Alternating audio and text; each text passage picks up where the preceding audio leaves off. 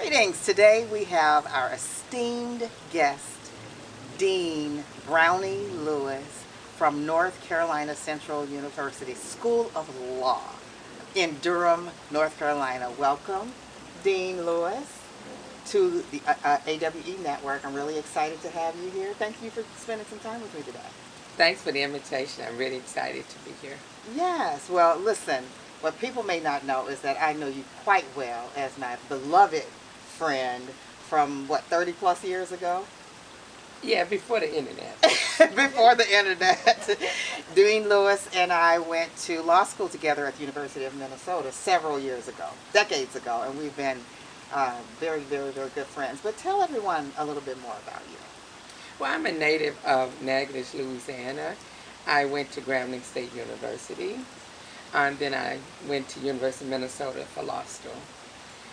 But I've always been a person who liked different things, and I like variety, and that's the path my life is taking. Now, Dean is being quite humble here. You were actually the #1 person, summa cum laude, at Grambling, first in her class, right? Yes, I was really fortunate. Yeah, awesome, awesome. So let me ask you a general question. Now, you know that A Woman Evolves is really stemming from my production of what that we know as AWE. But I just want you to talk to us a little bit about what does it mean to you for us to be talking about A Woman Evolves, particularly in this day and time. What it means to me is that life is a journey, and the journey is constantly changing and going, and we have to adapt ourselves accordingly. And what it means is that what I want to do today is not necessarily what I may want to do a few years from now. So it's all about evolution. Yeah, that's interesting because you've had some interesting careers. Your journey has taken quite a turn. I mean, you started one place and then you really ended up, what I say is at the top of your game as a lawyer, and particularly as a lawyer in academia. Can you talk about that a little bit? Well, I've had four loves. One is teaching, because my mother was a teacher and I come from a whole line of teachers. I love the law. I knew I wanted to be an attorney, but I also knew that I didn't necessarily want to practice law long term. I wanted to get enough knowledge to be able to teach law so I could combine my love for teaching with my love for the law. And thirdly is health law. I've always been excited about health, and I was actually in undergraduate, I started, my first major was pre-law, and then it was pre-med, until I had to dissect something and realize I wasn't overly crazy about blood, but I've been able to combine my love of health with law by focusing on biomedical ethics law, and I've written a couple of books dealing with the manner in which the law affects the healthcare system and the manner in which the law can be used to reduce the health care disparities in the country. And lastly is my love of writing. I love to write. I started writing short stories as a kid, and I've been able to, as a law professor, combine all of those things because I'm a teacher, I'm a writer, I delve in the areas of health law, and then I focus on the practice of law, how it interacts with all those four things. I love that. I love that because I'm a big proponent of stepping outside the box, particularly like when you and I were in school. And by the way, Dean Lewis was ahead of me, so she's a little older than I am. But,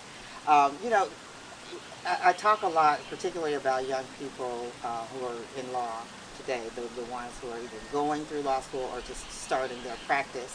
And when we were in school, we pretty much had a linear path. You picked one particular area, you went in corporate law, you went in the law firm, private practice, government, or you started to hang out your own shingles. But now, with the law, you can do so much. And speaking of evolving, I mean, I think what you learn in school really makes your skill set transferable across industries. Can you talk about that?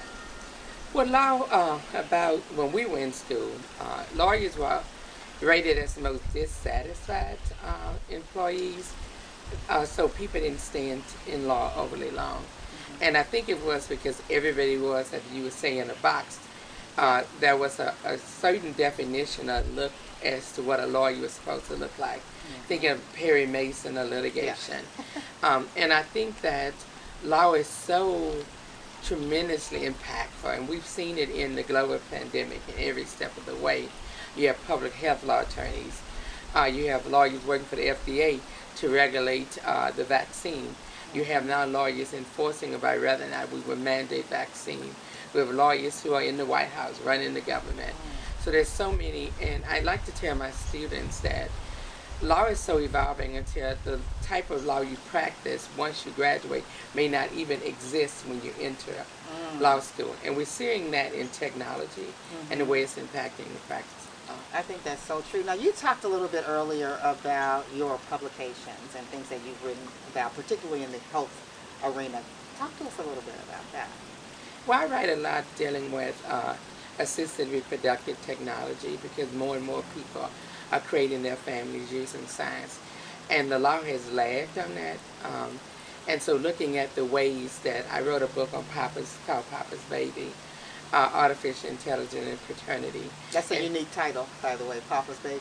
Thank Does that you. come from Papa's Baby, Mama's Baby? How did that saying go? Mama's Baby, Papa's Maybe? Is that how that went? So is that a twist on that? Yeah, it's a twist on that because who the dad is used to be much more easily to determine. Yeah. And we knew it was always mom. It may be Papa's, but now, even if we can't, there's a genetic connection. There may not be a legal connection. So fatherhood is a legal construct, not so much a genetic or biological one, because of the impact of science and technology on reproductive systems in this country. Where can we find your work? I have a page on Amazon where you can find my books. I also, the book that I'm really excited about is the one I wrote about posthumous reproduction. And those are children who are created using the gametes of dead people. Wow. And that industry is really popping up, and there's no regulations, and it's like the Wild Wild West.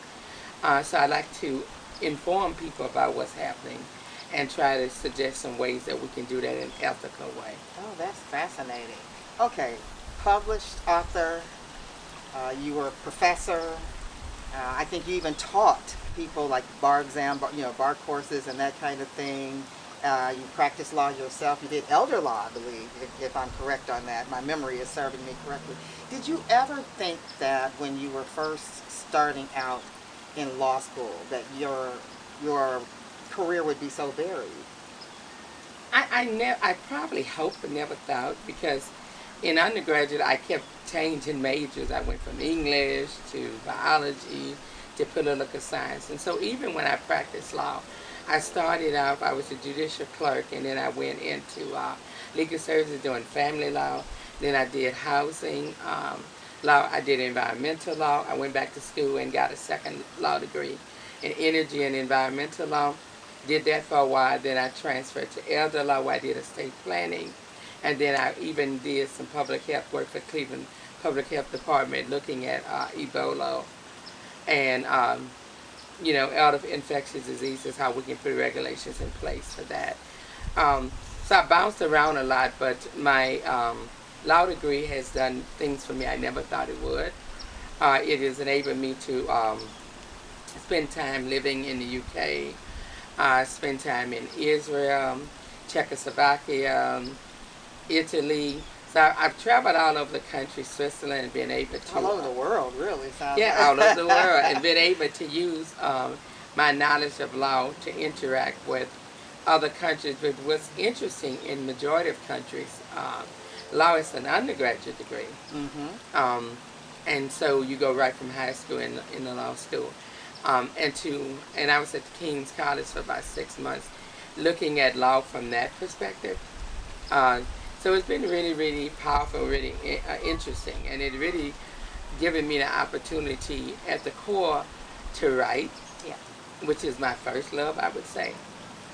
But it's my first love, but I'm kind of risk at first, because I like to eat and I like to be able to pay the bills. So I'm really excited when I hear people say, I stopped, I gave her my job with $20 in my pocket to become a writer.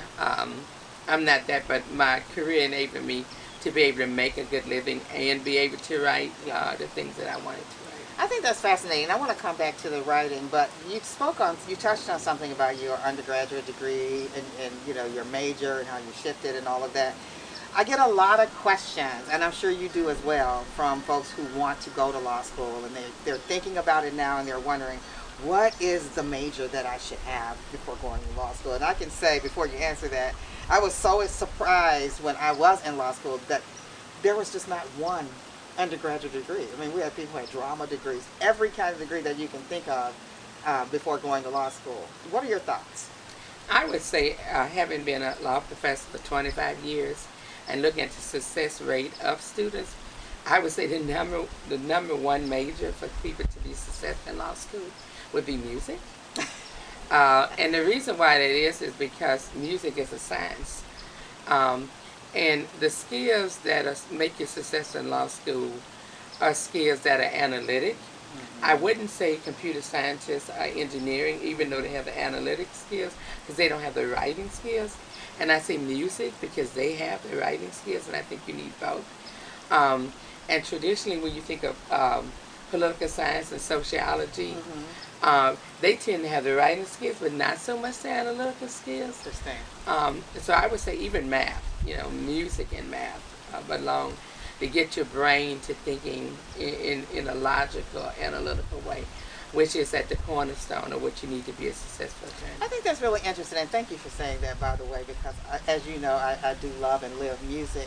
I also think, in addition to those things, writing, and communications, and I think there's such a big writing theme in what we're talking about today, and I want to get back to that, because not only are you a published author in law, but you're quite the writer in fictional works. Come on, talk to us about it. Tell us. You're so humble. Come on, talk to us. Yeah, I do write fiction. I'm writing a novel. I like fiction involving real people and that is character driven, but I also like thrillers and mysteries and stuff. So when I write from a place of what I've known in the impact of law. And I do a lot of what ifs. If I'm watching TV, I hear a news story, or riding on a train and hear a story, taking it farther, what if. And so my writing stems around fiction, mystery, contemporary fiction, because I read what I write. I like to read those type of things, but I like a good story.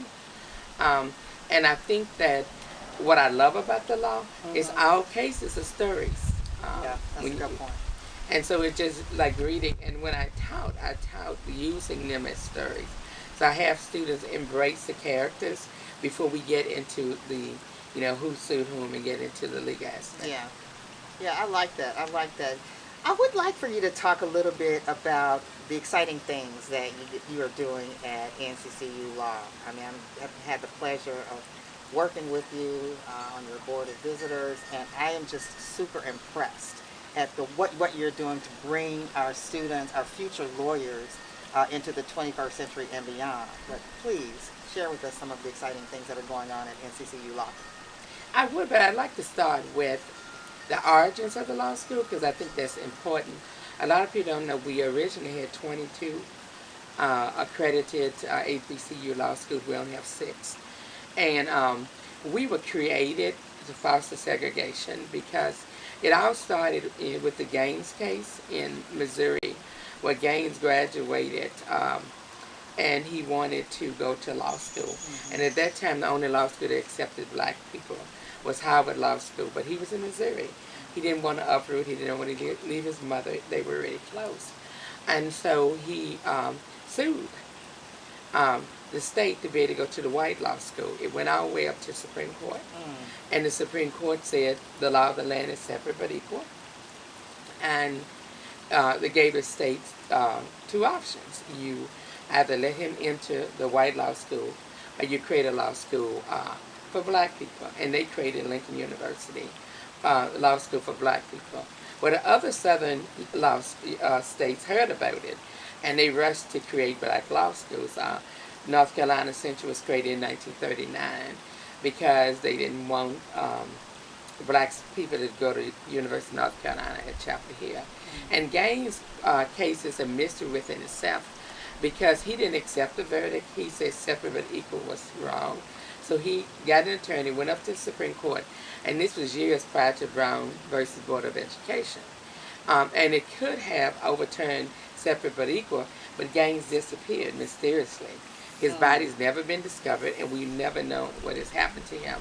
So we keep that in mind to honor him with our law school, and that's through social justice. So we just created a social justice and racial equity institute because what we wanted to do was to focus on social justice broadly. With the killing of unarmed black persons in the United States, the focus is on police brutality and how we can get justice through the reform of the criminal justice system. When 95% of African Americans never interact with the criminal justice system, yet they are impacted by systemic racism. So we want to look at discrimination in housing, credit score, consumer, health care. So in our institute, we're studying those issues and working to lobby the legislature to put some policies in place. And technology, we're in the research triangle part. So we got a grant from Intel to create a tech and law center. So we're focusing on classes like fintech, blockchains, the Internet of Things. I teach a class in law and AI. And we also want to look at the social policy around technology, the fact that people have unreliable internet, the pandemic when schools were forced to go online, that poor families had to sit in the parking lot and McDonald's to get the internet so their kids could study. Whereas in other countries, there are hotspots all over the city. So putting in legislation to make internet free for all. So we're excited about that. So combining technology with social justice. And so those are the type of things. That's fantastic. I tell law students and young lawyers all the time, be open to fintech. You know, technology is never going to go away. We're always going to need technology. And congratulations on all the things that you are doing for the law school. Has it been 1 year now since you It feels like it's been 5. I'm sure it's a good thing. It's a good thing. Well, it's only because I started, for example, my first year I started in June of 2020, right in the midst of the pandemic. So school was online, and then we had to figure out how we could pivot, especially with first year courses, with the Socratic method. How do we deliver that type of education online? How do I keep my students, my faculty, my staff safe in transitioning pre-vaccine and post-vaccine? How do we deal with protests on campus, because there were a lot of protests? How do we deal with the reaction to the political upheaval and the insurrection attempt in the nation's capital? And how do you deal with the fact that we're dealing with a population of black and brown students who have been disproportionately impacted by the pandemic?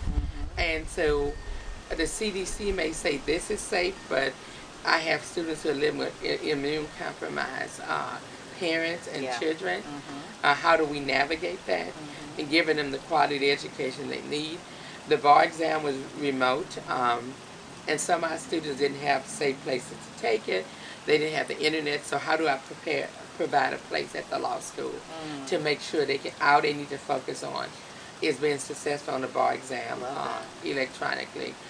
So there's been a lot of struggles, but a lot of joy, because we brought in a class that is woke, so to speak, because they want to do good. They want to make the world a better place. They're not motivated by making a lot of money and what people traditionally, because what they see is what the world needs and constantly impacting them. And also dealing with the fact that from a mental health perspective, racism is being diagnosed as a mental health disease, and knowing that my constituents deal with it daily, and that sometimes being black and brown in the United States is just exhausting, and building in timeouts, days of rest for my students, while keeping them on track to make sure that we're able to let them be successful in passing the bar exam and successful in obtaining employment. Oh, that's fantastic. And I know, just knowing you personally, that you have quite an affinity for the students. What do you require, if anything, of your faculty in terms of, reaching these students where they are and helping to make them successful for their tomorrow? One thing, they have to be empathetic and sympathetic, and they have to show grace. They have to understand that while law school is going on, life is still happening. Yeah.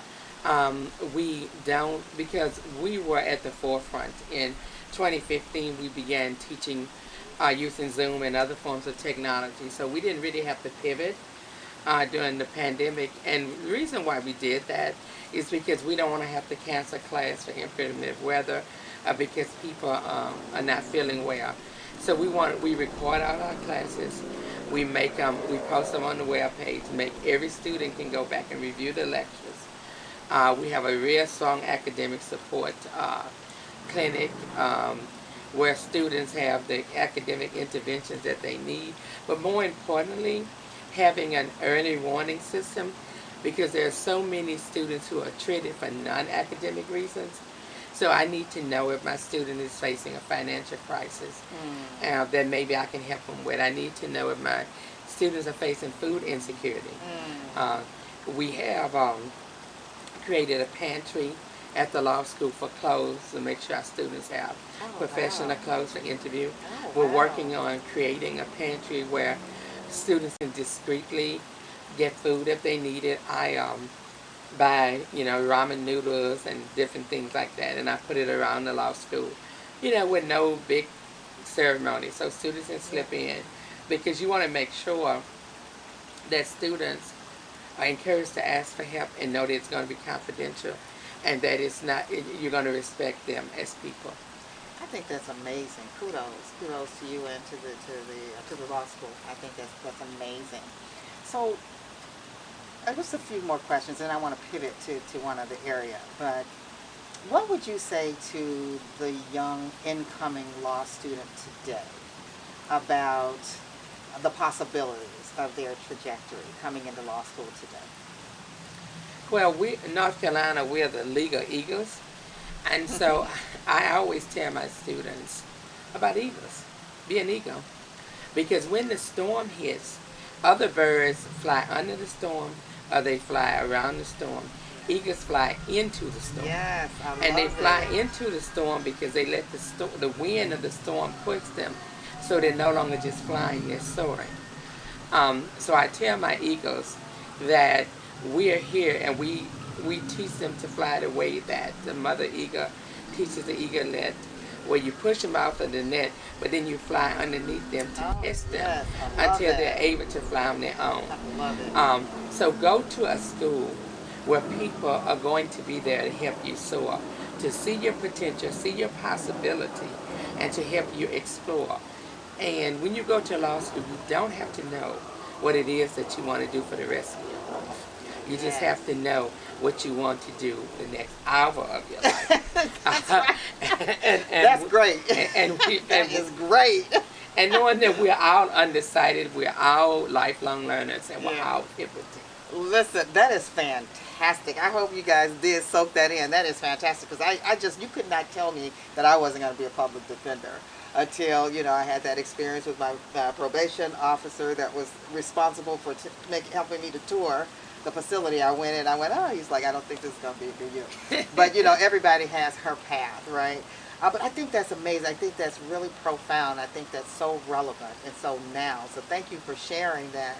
And what would you say, well, before I even go there, I want to go back and give a shout out to our HBCUs, because, there are a lot of wonderful schools, around the world, really. And I have to say that I personally did enjoy my HBCU undergraduate experience. Of course, I went I did not go to an HBCU. I went to a predominantly white university for law school, as you know, we both did. But I cannot have you here and not have you speak to the value of an HBCU. Yeah, an HBCU teaches you who you are, and to be proud of that. Um, When I went to Grambling State University, I was so surprised that there was so much of my history I didn't know. Because they don't teach it in school. Yeah, I mean, you know about like Martin Luther King, and there's so many unsung heroes, especially black women. Um, and so you see the possibilities, and you see black women, you know, like in the movie Hidden Figures. Yeah. You see black women, and I learned about those at Grambling, right? So you see black women doing the impossible, and then you know you can. Yes. And I think it teaches you a sense of community and the debt you owe to your community, to respect your community and to respect yourself and to be successful. And how And to reach back, right? Reach back and get somebody else. yeah, reach one, teach one, Mm-hmm. and how strong you are. I and I bring that to because we are eagles, and there's this picture that I like to put on my Facebook page and on my page for my students. It's of a group of eagles on a mountain, and one eagle is slipping, and how the rest of the eagles form a chain to make sure that they're pulling that eagle back on the mountain. Oh, yeah. And so I tell them that you have an obligation as a black person in America to make sure that other black people in America are being successful, and defining whatever that success is. And no matter what you do, from dish digger to president, that you always do it with respect for your ancestors and what you've gotten from them. Yes, I love that, Dean Lewis. I love that, love that, love it, love it. Want to pivot for a second here. You know, you've known me for a long time. You've seen my hopes and dreams. You've seen all kinds of experiences that we both have had. We've shared so much. But I love this A Woman Evolves. I love the fact that we're doing Her Woman Evolves with these interviews. And thank you, by the way, for being the first Thank you. interview. Yes, but I want to touch on that because we soon will be launching the 2021 AWE by OPIC. And you've seen like the evolution, no pun intended, of that production. Now, I like to call it, you know, a movement, not really just a production, but a movement. But share your perspective. You've seen this maybe 3-4 times. Share your perspective of the A Woman Evolves Oh, movement. wow. What I say, what I often tell people when I talk about it, is that I went for the singing and the sounds, Yeah. and I left with a vision. And I never thought about evolution, looking back at my life as a journey, and I think it helped me to be introspective, and to be comfortable being different, because I've always been different in the sense that I've never been satisfied doing one thing. And for the longest, and you know this, I 3 or 4 years it was on to another job, Yep. on to a new apartment. I like change, Yes. but a lot of people don't like change. I do like change. And that because so many people don't like change, that I thought I was weird for liking change so much and evolving. So it taught me that everybody's evolving, whether you want to acknowledge it or not. Ma'am. Yes, ma'am. And if you don't evolve and grow, you die. And I realized that after watching A Woman Evolves, that we're all evolving, and this change is good, and we're all changing, whether we want to acknowledge it or not. You either evolve and grow, or you die. And so it forced me to be introspective, and actually give me some peace about my journey, and helped me to embrace being a lifelong learner and being able to continue to evolve. I think that's great. So in a word or 2 or 5 or 10, we're lawyers, we don't have one word. What is your Woman Evolves? Because here we are talking about Her Woman Evolves, and now bringing this in personal to you. What is your Woman Evolves? My Woman Evolve is learning to be fearless, Ooh, yeah. learning to take risks, and know that there's always a safety net that's already built into who I am in my DNA. So I would just say in one word, learning to be fearless. I love that. I love that. Well, Dean Biff, as I call you, it has been just a joy to sit here and talk to you about your personal journey, about Her Woman Evolves, Your Woman Evolves. I have to ask you one thing, well, two, before I go. what would you say? Any message, any closing words for, and I'm going to let you pick, either someone aspiring to be a dean or just someone who is just trying to evolve or is in the process of evolving. What encouraging words can you give? And actually, if you would break that up into two for me, because I know there are a lot of women who are looking, particularly in academia, in law, they want to know, what is the path? How do I get there? Talk to someone out there who's looking to be you. Um, well, the first thing I would say is stress. Learn to deal with stress. Learn to identify it and to defeat it. And the way you do that is to not suppress it. And another thing I would say from black women especially, don't let people put labels and boxes on you. For example, we run so hard from the angry black woman label until we repress our emotions and acknowledge that sometimes you are angry, sometimes you're happy, sad, but you have the right to feel every emotion that everybody else does. And if somebody thinks that when you're emotional, that's a weakness, or you think that you're angry, you're going to be the stereotypical angry black woman, that's okay too, because it's not about them, it's about you. And I would say, especially on the journey to being a law professor, of being a dean, there are 203 accredited law schools, and there are 29 black women deans. But there are some law schools that never had a black woman law professor. So learn to be comfortable being first. And when you are first, commit to not being the only. Commit to bringing on other people. And more than anything, know that you're strong. Yes. And know that nobody has permission to tear you down unless you give it to them. And recognize and acknowledge and learn to live in peace with people, even if they don't want to live in peace with you. Oh, I love it. I love it. What's next for Dean Lewis? What's next for Browne Lewis? Well, next for Browne Lewis is really, really putting aside time to embrace my fiction writing.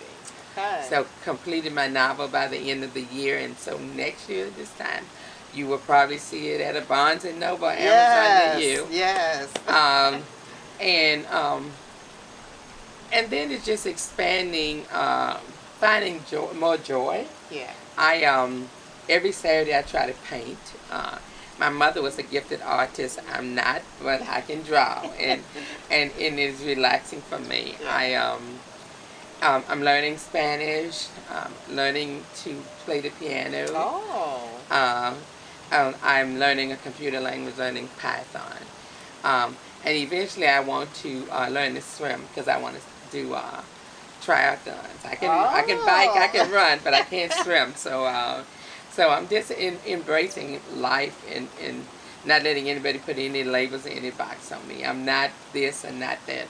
I'm Browne Lewis. Yes. The disciple who Jesus loves. Oh, I love it. Listen, on that note, there's nothing else to be said, but I hope you will come back and talk to us next year through the next phase of Your Woman Evolves. Would you agree to do that? I would definitely agree, and thanks for inviting me. Thanks for being here. I was going to say thanks for having me, but thanks for being here. Good. Until next time. That was fun.